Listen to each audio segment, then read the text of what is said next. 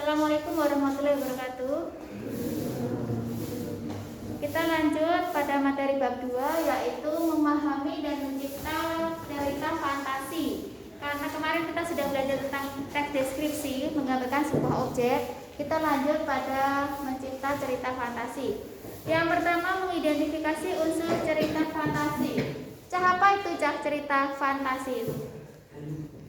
Cerita hayalan, karangan yang imajinatif atau tidak nyata. Kemudian bagaimana, berisi apa saja cerita fantasi itu? Ada latar, ada tokoh, kemudian ada konflik atau masalah yang sedang dihadapi. Kemudian cerita fantasi itu penting untuk mengasah apa aja? Mengasah kreativitas. Jadi sama ngarang, sama membuat cerita. Atau dulu sama pas waktu kecil pernah membaca. Saatnya jam ketiga dimulai. It's time to begin the third lesson. Ya. Kalian pernah membaca cerita kancil kan? Pernah mendengar? Nah, di situ kan ceritanya imajinatif atau karangan seseorang untuk sebagai dongeng yang diceritakan kepada anak kecil.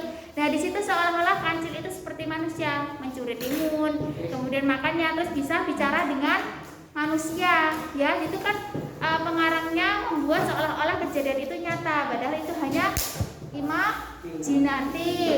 Kemudian unsur pembangun cerita fiksi, ada berapa unsur pembangunnya cerita fantasi?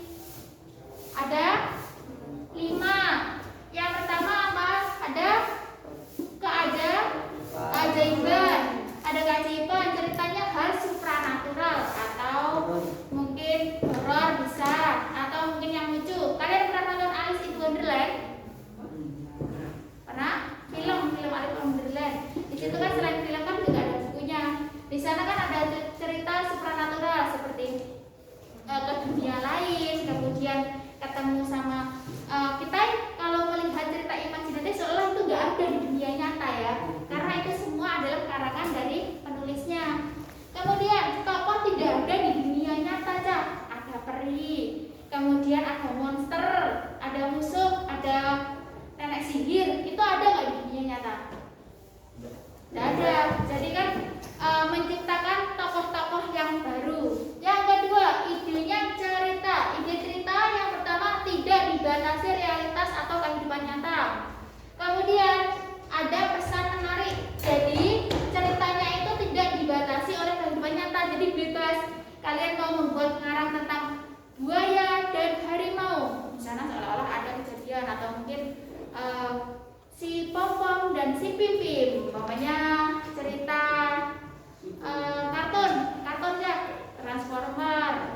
Kemudian ada cerita-cerita tentang kartun itu aja, kan itu tidak nyata kan, balapan mobil itu. Kemudian pesannya menarik, ada sebuah pesan yang ingin disampaikan kepada pembaca. Kadang ada menanam rasa kejujuran, kemudian rasa menolong, peduli, ya kan? Ketika kalian mendengar si kancil, kemudian menggunakan berbagai latar, menerobos ruang dan waktu. Jadi kejadiannya kadang di suatu tempat ada lorong. Dia pergi ke lorong, kemudian di situ ada sebuah kerajaan yang sangat megah di atas bukit.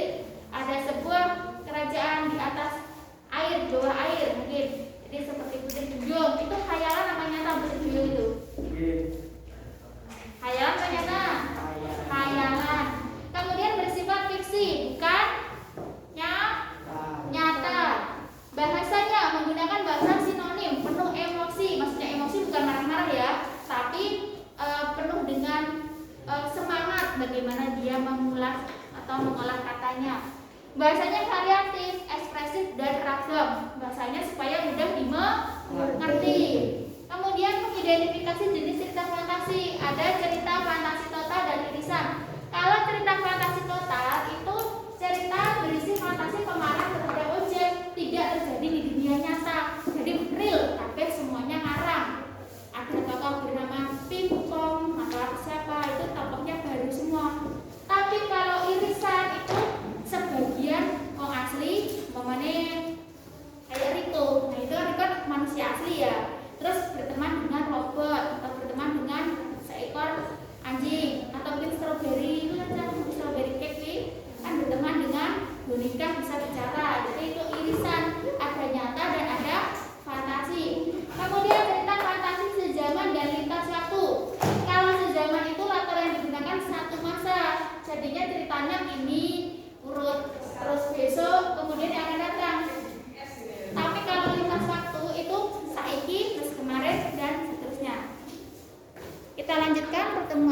penutupan ya.